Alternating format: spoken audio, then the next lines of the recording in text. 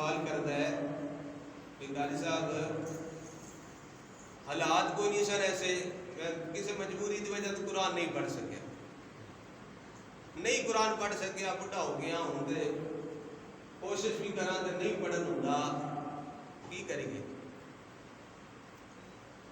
کہ جی صبح صبح اٹھ کے موبائل کی زیارت ہو سکتی ہے تو قرآن کی بھی ہو سکتی ہے ہر نوجوان بندہ سویرے اٹھتا ہے بڑھا ہوئے بزرگ ہے جہاں کو ٹچ موبائل ہے وہ جانچ میں آخیا آ جاتی ہے فٹ فٹ یہ پتر نہ باہر گل کر رہی ہے تھوڑا جہا چلانا سیکھنا چاہیے بڑا امریکہ ہے وہ گل کر رہی واٹس ایپ تے ایمو تے میسنجر تے اسکائپ تے ٹچ موبائل تھوڑا جہا پتر مینوں دسی تھوڑی تھوڑی گل میں کہا بابا جی جی وہ سیکھ سکتے ہو تو تھوڑا قرآن بھی سیکھ لو کوشش کر کے چاچا جی بابا جی تھوڑا تھوڑا کوشش کر کے ایک لفظ ہی صحیح بسم اللہ شریف ہی صحیح اور کوئی نہیں تھے الحمد شریف ہی صحیح قل واللہ ہی صحیح کوئی نہ کوئی تو ہونا چاہیے نا اچھا جی کوئی بھی نہیں ہے بسم اللہ تے آمدی ہاتھ بندے تے قرآن سویرے کھول کے تے زیارت ہی کر لے زیارت کا بھی ثواب ہے وہ افضل تے نہ پڑھنا چاہیے سیکھنا چاہیے پھر عمل کرنا چاہیے پھر اگے پھیلانا چاہیے قرآن کے حقوق نے لیکن نہیں تسی مجبوری ہے بڑا بڑھا ہو گیا نہیں سمجھ آمدی ہونا چل زیارت تے کر سکنا یار کہ نہیں کر سکتا